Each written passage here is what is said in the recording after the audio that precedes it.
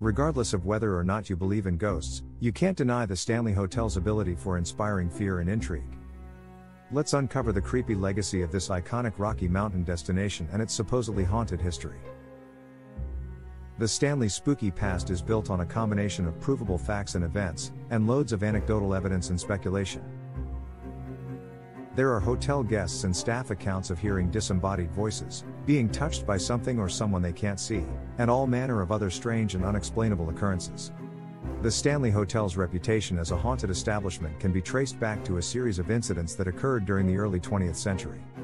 Although the exact details are shrouded in myth and legend, one of the most well-known stories is that of Room 217. This room is said to be haunted by the ghost of a former housekeeper named Elizabeth Wilson. According to the story, in 1911, Mrs. Wilson was injured in an explosion while lighting a lantern in the room, causing her to break her ankle. She later recovered but remained tied to the room in death, where she is believed to be a benevolent presence. Guests who have stayed in room 217 have reported various paranormal experiences, including unexplained movements of luggage, flickering lights, and the sensation of someone tucking them into bed. Elizabeth Wilson is often credited with these occurrences, leading many to believe that her spirit continues to watch over the room and its occupants.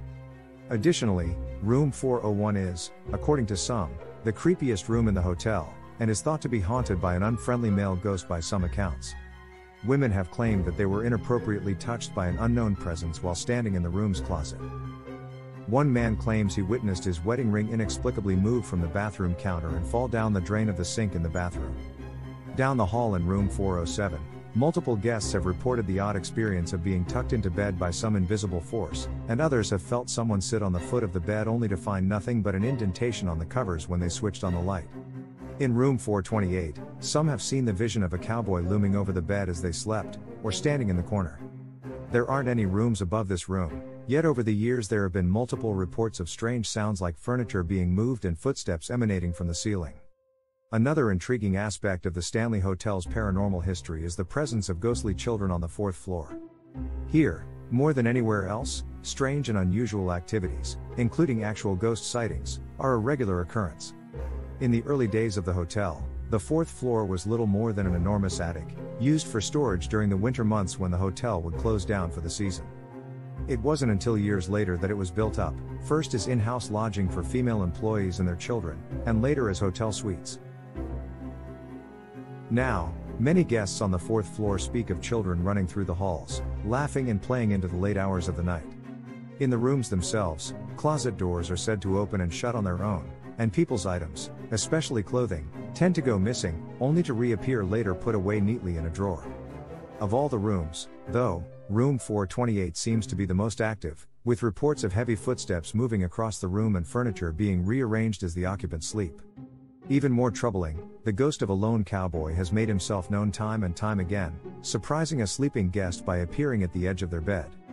Strangely enough, there is no record of a cowboy dying in that room, but many Estes Park locals believe he is the spirit of James Nugent, known as Rocky Mountain Jim, a local mountain man and explorer responsible for much of the town's founding.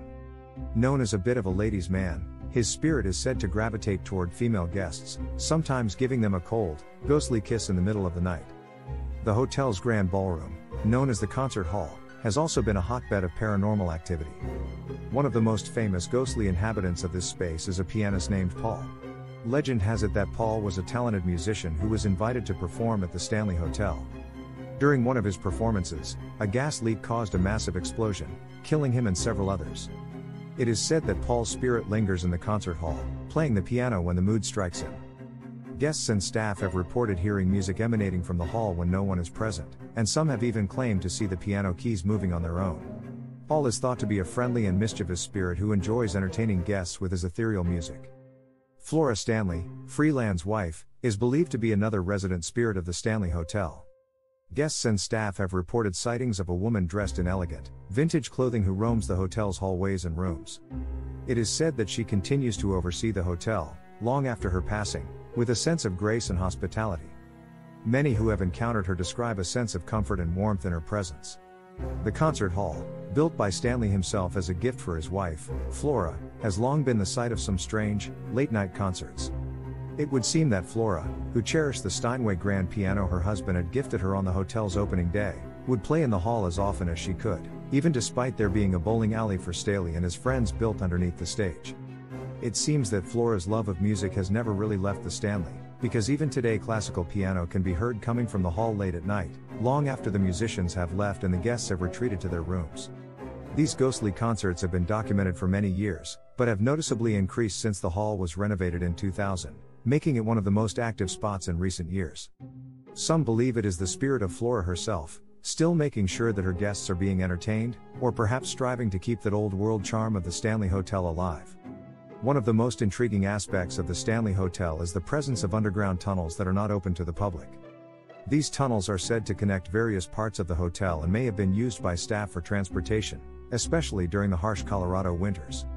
While the tunnels themselves are not directly related to paranormal activity, they add to the hotel's mystique and serve as a backdrop for some ghostly encounters. Visitors have reported feeling an eerie presence in the tunnels and hearing unexplained sounds or voices. Some have even claimed to see shadowy figures darting in and out of sight. The underground tunnels have become a place of fascination for paranormal investigators and enthusiasts, as they may provide a unique setting for ghostly encounters. In October 1974, a young Stephen King and his wife, author Tabitha King, decided to take a late summer trip from their home in Boulder to the nearby resort town of Estes Park, booking a night at the Stanley Hotel only a few days before they closed for the winter season. This room, which was room 217, would prove to be the catalyst for one of King's most memorable novels, one that would years later be adapted by Stanley Kubrick and become one of the most talked about horror films of the century. It started with a nightmare, one where King watched helplessly as his young son was chased through the hall of the Stanley Hotel by an enormous, living fire hose, one that would eventually win out, wrapping around his son like a giant snake and swallowing him whole. King would wake in a pool of his own sweat, retreating to his hotel window to smoke a cigarette and think about the eerie death of his son. There, looking out into the seclusion of the Colorado wilderness, the first ideas for The Shining would come to him, just a few years away from its eventual completion.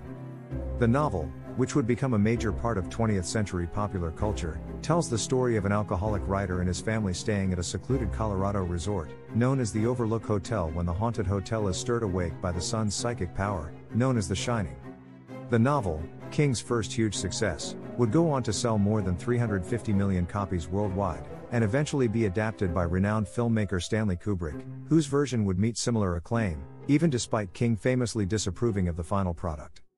The second adaptation, spearheaded by King himself, would be filmed at the Stanley Hotel, better fitting his original vision to television, as well as honoring the terror he felt that night, long ago, in room 217. The Overlook Hotel Stephen King created for The Shining may have been fictional, but his interpretations of horror's most haunted hotel room was not. Room 217, as well as the Stanley Hotel's reputation as a whole, continues to frighten, not just in the land of television, movies, and literature, but in the real world. Over the years, the Stanley Hotel has been the subject of numerous paranormal investigations by ghost hunters, psychics, and other experts in the field. These investigations have yielded a variety of findings that add to the hotel's supernatural mystique. Electronic voice phenomena, EVP, sessions have been conducted, during which investigators claim to have captured voices and whispers from the spirit world. Some of the EVP recordings are difficult to explain and have left even skeptics questioning the source of the mysterious voices. Infrared and thermal imaging cameras have been used to capture unexplained cold spots and fluctuations in temperature, which are often associated with the presence of spirits. These cold spots have been reported in various areas of the hotel, supporting the idea of paranormal activity. Psychics and mediums have also visited the Stanley Hotel, providing insights into the spirits believed to reside there. Don't miss out on our latest content. Subscribe to our YouTube channel now for a dose of entertainment, education, and inspiration.